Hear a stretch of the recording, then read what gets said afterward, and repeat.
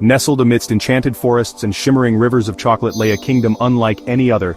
The Candy Kingdom, a realm of pure imagination, where every cobblestone was a peppermint swirl and every house was crafted from gingerbread and frosting. The air itself hummed with the sweet scent of sugar and spice. Giant lollipops sprouted from the earth, their colors as vivid as rainbows after a summer storm. Children, their eyes wide with wonder, skipped along paths paved with gumdrops, their laughter echoing through the sugary lanes. Cotton candy clouds drifted lazily across a sky of the brightest blue, their fluffy forms reflecting in the chocolate river that meandered through the heart of the kingdom. This was a place where dreams were spun from sugar and happiness was as abundant as the candy that grew on every corner. The heart of this whimsical kingdom was ruled by Queen Jellybean, her laughter as sweet and infectious as the treats she often showered upon her loyal subjects. Her reign was one of joy, her every action guided by a heart overflowing with kindness and a love for all things sweet. But even in a land as magical as the Candy Kingdom, shadows sometimes lurked, waiting for the perfect moment to dim the light. And on this day, a storm was brewing, a storm that threatened to engulf the kingdom in a tide of stickiness and despair.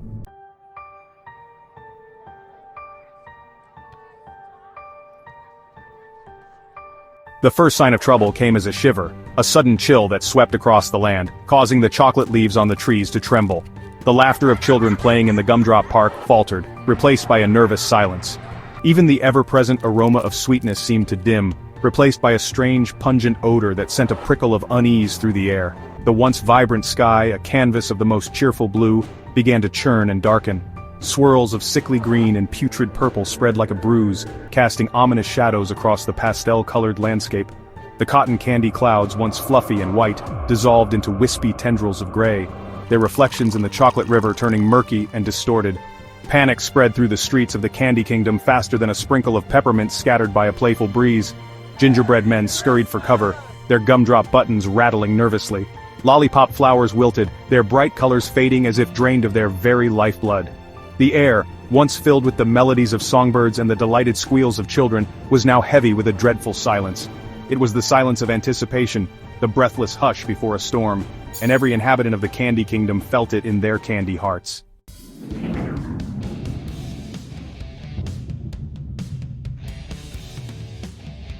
A monstrous shape, immense and pulsating, began to take form amidst the swirling chaos of the sky.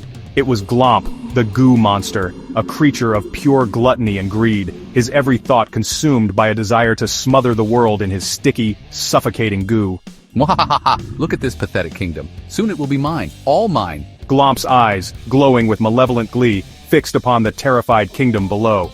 His gaping maw, filled with rows of jagged, candy cane-sharp teeth, curled into a cruel smile. With a guttural roar that shook the very foundations of the Candy Kingdom, he descended upon the helpless land. Streams of viscous, putrid goo erupted from Glomp's pores, raining down upon the once pristine streets. Houses made of gingerbread and candy melted upon contact, their sugary walls dissolving into sticky puddles. The air grew thick with the stench of sour milk and overripe fruit, a sickening contrast to the sweet scents that usually perfumed the kingdom. Glomp's laughter, a sound like rocks grinding against rusty gears, echoed through the terrified streets as he wreaked havoc upon the once joyful kingdom. He reveled in the destruction, his greed knowing no bounds, his lust for control as insatiable as his appetite for sweets. But Glomp had his sights set on more than just ruining the landscape. He craved the ultimate prize, the heart of the Candy Kingdom itself, Queen Jellybean.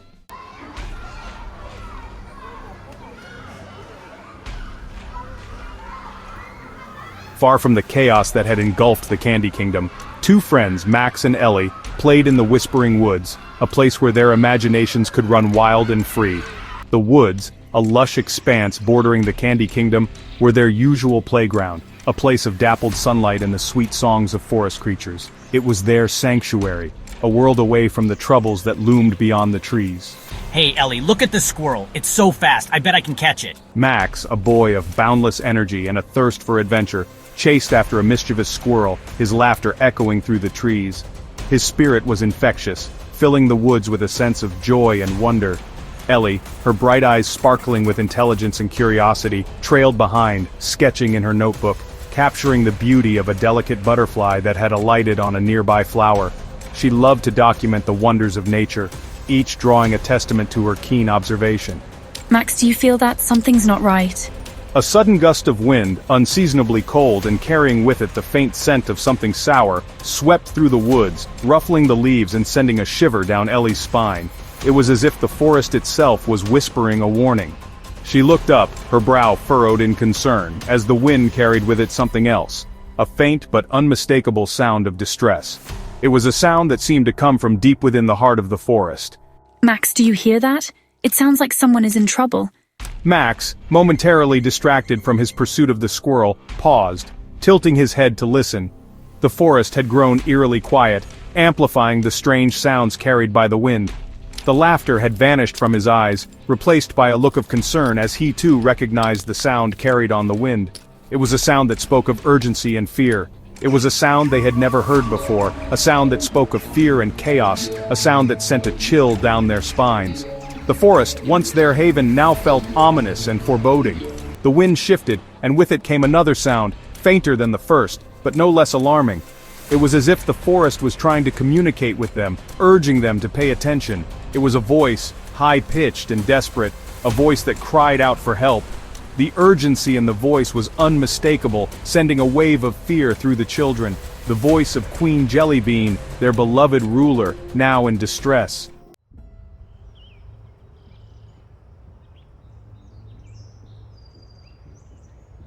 That didn't sound good. Max and Ellie exchanged a worried look. The playful atmosphere of their afternoon had evaporated, replaced by a growing sense of dread. We need to see what's happened. Max said, his usual carefree demeanor replaced by a frown. He instinctively moved closer to Ellie, his hand finding hers in a gesture of reassurance.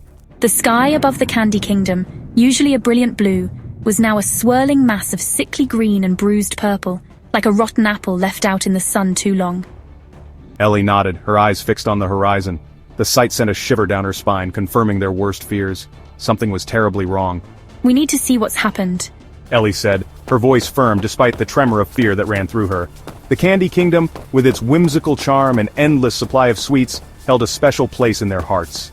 Let's go! Max, ever the brave one, didn't hesitate. He exclaimed, his grip tightening on Ellie's hand. They broke into a run, their bare feet pounding against the forest floor, their eyes fixed on the swirling maelstrom that had engulfed their beloved Candy Kingdom.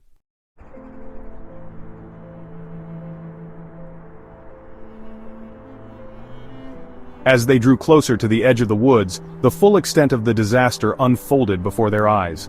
The once pristine landscape of the Candy Kingdom was now a sticky, gooey mess.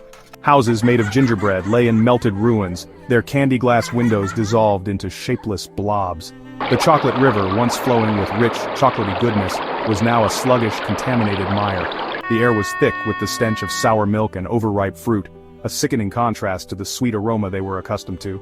But it was the silence that struck them the most. The usual sounds of laughter, singing, and the cheerful chatter of the candy people were gone, replaced by an eerie, echoing quiet. It was as if the very life had been sucked out of the kingdom. As they stumbled upon the outskirts of the kingdom, they came across a sight that filled them with both pity and a surge of determination. It was Sir Sprinkle, a brave gingerbread knight known throughout the kingdom for his unwavering loyalty to Queen Jellybean and his love for all things sweet. But Sir Sprinkle, usually so proud and upright, was now a sorry sight. His gingerbread armor was cracked and oozing with sticky goo, his gumdrop buttons hanging precariously from his chest. He leaned heavily against a half-melted lollipop tree, his candy cane sword lying uselessly at his feet.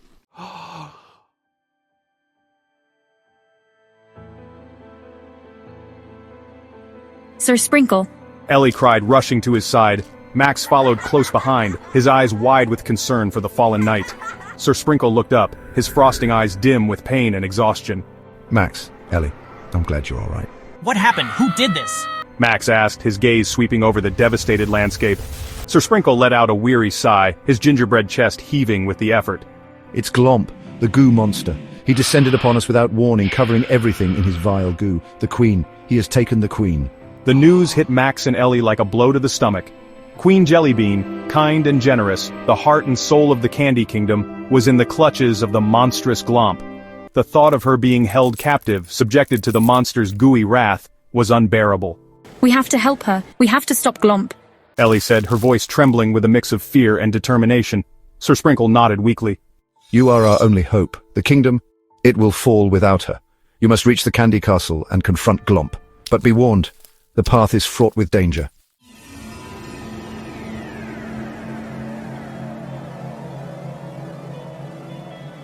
Section 4, the Candy Cane Sword. We'll save her, Sir Sprinkle. Just tell us what to do. Max and Ellie exchanged a determined look. The task ahead of them was daunting, fraught with unknown perils, but the thought of Queen Jellybean suffering at the hands of Glomp fueled their courage. They wouldn't stand idly by while the Candy Kingdom crumbled. Take this. It is the Candy Cane Sword. Forged in the heart of the sugar volcano, it is said to be Glomp's only weakness. Sir Sprinkle, mustering the last of his strength, reached out a trembling hand towards his fallen Candy Cane Sword. Max carefully took the sword from the fallen knight. It was lighter than he expected, but as he gripped the candy cane hilt, he could feel a surge of warmth flow through him, filling him with a strange sense of courage and resolve. Thank you, Sir Sprinkle. We won't let you down. I know you won't. Now go, and may the sweetness of the Candy Kingdom guide your way.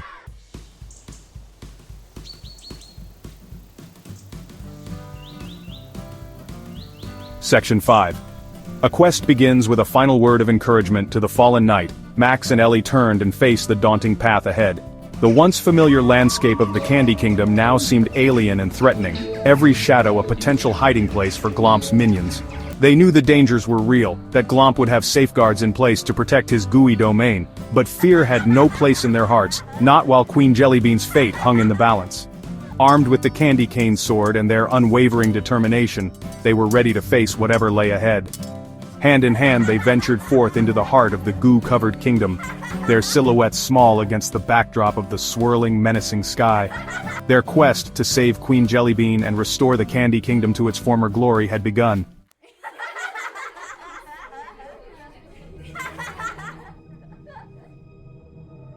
The air hung heavy with the scent of artificial strawberries, a cloying sweetness that stung their nostrils.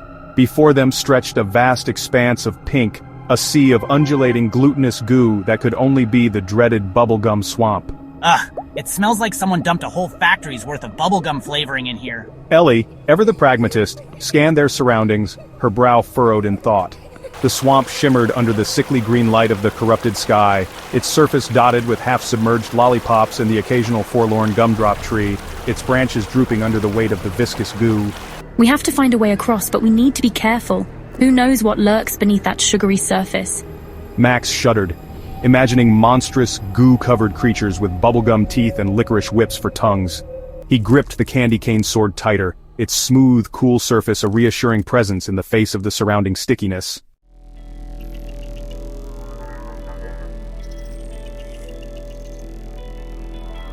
As if reading their thoughts, Sir Sprinkle's words from what felt like a lifetime ago echoed in their minds. The swamp is treacherous, but there are ways to navigate its depths. Look for the Marshmallow Islands, those havens of sweetness that dot the gooey expanse. They will be your guides, your stepping stones through the mire. Max, look, Marshmallow Islands, just like Sir Sprinkle said. Let's go! Following his advice, Max and Ellie scanned the swamp, their eyes searching for any sign of the fabled Marshmallow Islands. Just when their hope began to dwindle, a glint of white caught Ellie's eye. In the distance, bobbing gently on the surface of the goo, was a cluster of giant marshmallows, their white surfaces almost glowing against the pink backdrop. Relief washed over Max, followed by a surge of excitement.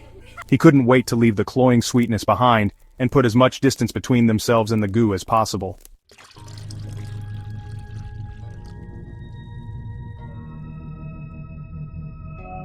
They had barely taken a step toward the first marshmallow when the swamp erupted in a shower of sticky goo. From the depths of the pink mire emerged a horde of grotesque creatures, their bodies formed from the very essence of the swamp itself. They were Glomp's goo minions, their eyes glowing with malevolent glee, their mouths open in silent gummy screams. Look out! Max yelled, pushing Ellie back as a glob of goo sailed past his head, narrowly missing him. The goo minions, their limbs elongated and dripping with sticky goo, lunged at the children, their gummy claws outstretched. Max and Ellie, caught off guard, stumbled backward, their feet slipping on the goo-slicked ground. We can't fight them all. We have to reach the marshmallows. Max, adrenaline coursing through him, knew she was right.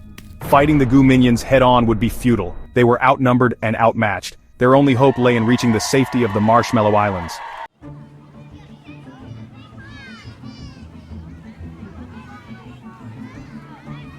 Run! Max shouted, grabbing Ellie's hand and pulling her along. A glob of goo sailed towards them, aimed directly at Ellie. Max pushed her out of harm's way, the goo hitting him squarely in the chest. Gripping the candy cane sword, he swung the blade, slicing through the goo. He hacked and slashed, freeing himself from the goo's clutches.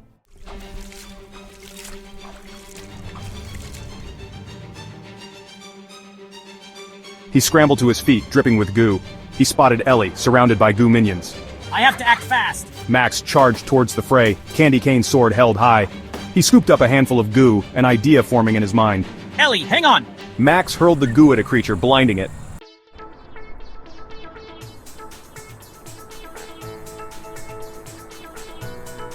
The Bubblegum Swamp faded, replaced by a crisp scent. Max and Ellie stumbled onto solid ground, drawing in fresh air. Whoa. Towering peppermint stick walls formed a labyrinth. It's like being inside a giant candy cane. It's beautiful, but we can't let our guard down. This is still Glomp's domain. Ellie, ever cautious, scanned their surroundings.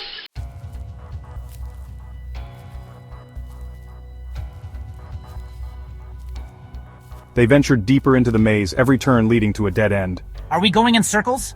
Max asked, frustrated. Max, look, the candy hearts, they're like a code. Ellie studied the ground, noticing a pattern in the candy hearts. A code? What do you mean? Max noticed the pattern, red, white, and green. We need to follow it.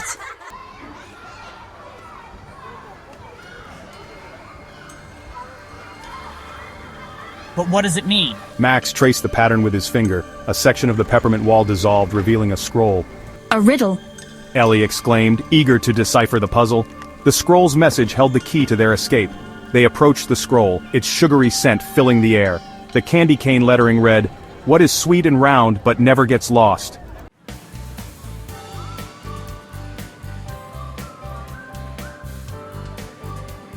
Silence descended as they pondered the riddle. Sweet and round. Ellie mumbled, then her eyes flew open. I've got it. It's a lollipop. Max grinned in understanding. Of course, it makes perfect sense.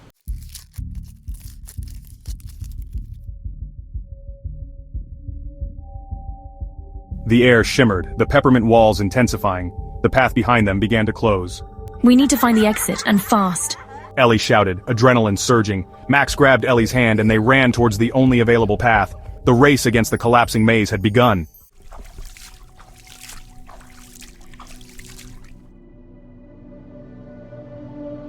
The air hung heavy with the scent of melted chocolate. Before them stood the candy castle, now a gooey mess. This is it. Max whispered, gripping the candy cane sword tighter. Somewhere within, Queen Jellybean was being held captive. The sight sent a chill down their spines.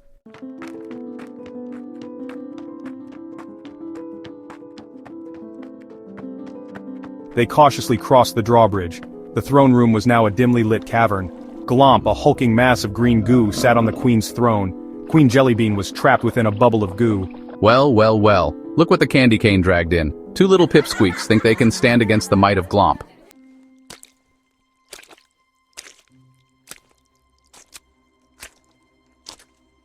Max and Ellie exchanged a determined look. Let her go, Glomp. You've already done enough damage. Glomp laughed, raising a hand. The ground erupted in sticky licorice whips, ensnaring the children. Max and Ellie struggled, but the whips held fast. Glomp's laughter echoed around them.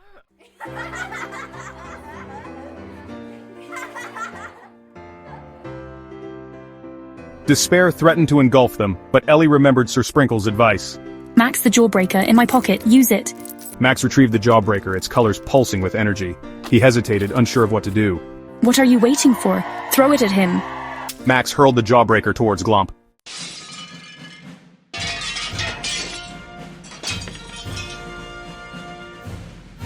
The jawbreaker struck Glomp, knocking him backward. The licorice whips went slack, their grip broken. Glomp howled in pain, his form rippling and distorting.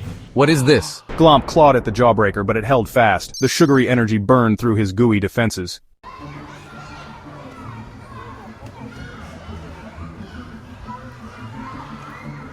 Max and Ellie watched as Glomp's form began to shrink.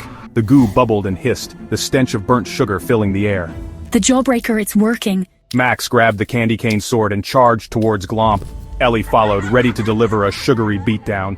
The floor beneath Glomp gave way and he plummeted into the gooey abyss.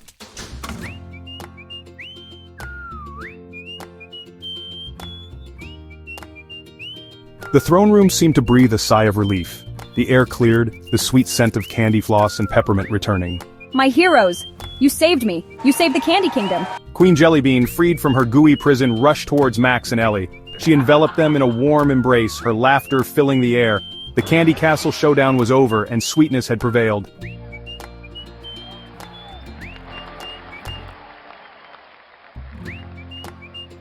A wave of joyous relief washed over the Candy Kingdom. The sky erupted in a dazzling display of fireworks. The goo receded, leaving behind the familiar sweetness.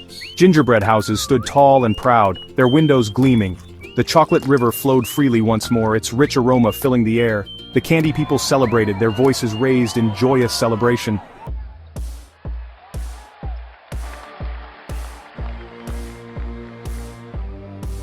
Word of Max and Ellie's bravery spread through the kingdom like wildfire, each retelling of their daring adventure more fantastical than the last.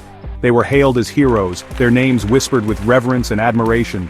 Queen Jellybean, her crown restored to its rightful place atop her head, her smile as bright as the fireworks that lit up the sky, insisted on a grand parade in their honor. The parade wound its way through the heart of the Candy Kingdom, a riot of color and sound. Max and Ellie, perched atop a magnificent float crafted entirely of gingerbread and frosting, waved to the cheering crowds, their faces flushed with excitement and a touch of disbelief. The float, pulled by a team of sturdy gingerbread horses with manes of spun sugar, was a masterpiece of confectionery art.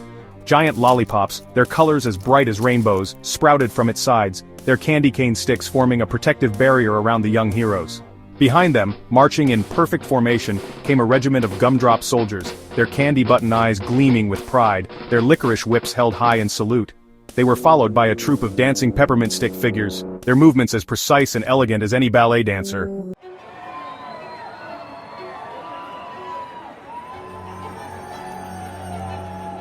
As the parade reached the town square, the crowd erupted in a thunderous cheer. My loyal subjects, today, we celebrate not only the defeat of the evil Glomp, but also the courage and determination of two extraordinary children who risked their lives to save our kingdom.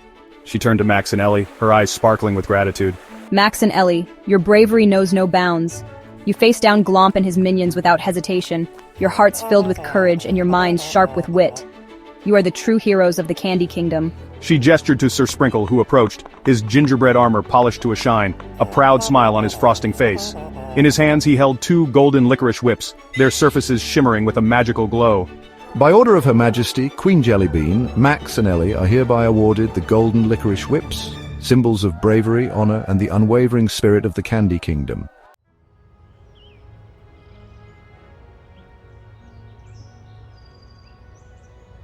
Max and Ellie, though sad to be leaving the magical kingdom, understood. Their adventure had come to an end, but the memories they had made, the friends they had made, would stay with them forever. They bid farewell to Queen Jellybean, Sir Sprinkle, and the many other candy people they had met during their adventure. As they turned to leave, their arms laden with bags of candy and their hearts filled with a mixture of sadness and exhilaration, they knew that this wasn't goodbye, but rather a see you later. The Candy Kingdom, with its endless supply of sweets and its promise of adventure, would always be there, waiting for their return. S5. Media Group, magical kingdom with candy-themed decorations, enchanted outdoor setting with candy elements, fantasy landscape with candy structures, Ogstokagi distribute equally. My dear heroes, it is time for you to return to your own world. The Candy Kingdom will forever be in your debt, and our hearts will always hold a special place for you. Narrator, Media Group. Children being addressed by a whimsical queen outdoors, kids in a magical setting with a royalty figure, children in a fantasy landscape with a queen, stock to distribute equally. Max and Ellie, their chests swelling with pride, accepted the golden licorice whips, their smooth, cool surfaces sending a tingle of magic through their fingertips. They knew that these whips were more than just awards. They were a symbol of the bond they had forged with the Candy Kingdom, a reminder of the adventure they had shared and the friendships they had made. As the sun began its slow descent, casting long shadows across the town square, Queen Jellybean took Max and Ellie aside. Her expression, though still cheerful, held a hint of sadness. She whispered softly, "Remember, the magic of the Candy Kingdom is always within you. Whenever you need a friend or a bit of wonder, just close your eyes and think of us. We will be here, waiting for your return, ready for the next adventure."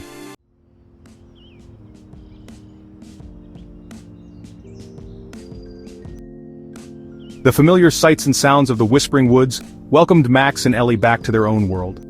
Gone were the towering candy cane trees and the shimmering rivers of chocolate, replaced by the comforting rustle of leaves and the gentle murmur of the stream that flowed through their forest haven.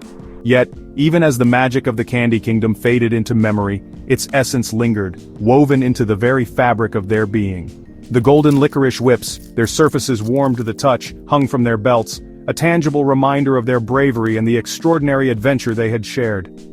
As the setting sun cast long shadows through the trees, they stopped by their favorite clearing, the place where their adventure had begun. It feels different. Max pulled out the candy cane's sword, its candy cane hilt glowing with a soft ethereal light. The sword, once pulsing with a vibrant energy, now felt strangely quiet, its magic seemingly dormant.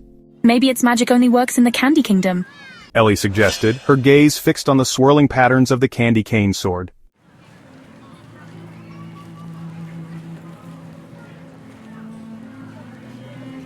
Max nodded slowly, a hint of sadness in his eyes, reflecting the bittersweet emotions he felt. He would miss the Candy Kingdom, its whimsical charm, its endless supply of sweets, and the friends they had made along the way. But deep down, he knew that their adventure wasn't truly over, it was merely the beginning of something new and exciting. He looked at Ellie, her eyes sparkling with an unmistakable glint of adventure, a fire that mirrored his own. Her fingers unconsciously tracing the intricate patterns of the golden licorice whip that hung from her belt, a memento of their past escapades. He knew that she too felt the pull of the unknown, the irresistible lure of new experiences and uncharted territories waiting to be explored. As the first stars began to appear in the night sky, they gathered twigs and leaves, preparing for the night ahead. Building a small campfire in the clearing, they worked together in harmony. The flames, crackling merrily, cast a warm glow on their faces, illuminating their determined expressions. Their shadows danced among the trees, creating a mesmerizing spectacle. What do you think our next adventure will be? Max asked, curiosity evident in his voice. Max asked, his voice filled with a mixture of excitement and anticipation, eager to hear Ellie's thoughts. He tossed a twig onto the fire, sending a shower of sparks spiraling upwards, lighting up the night. Who knows? But I'm sure it will be just as sweet, Ellie replied with a confident smile. Ellie replied, her voice barely a whisper, yet filled with certainty. And as they sat there, side by side, the warmth of the fire chasing away the evening chill, they knew that whatever adventures lay ahead, they would face them together, hand in hand. Their hearts filled with courage, their minds open to the impossible, and their spirits forever touched by the magic of the Candy Kingdom. They were ready for whatever came next.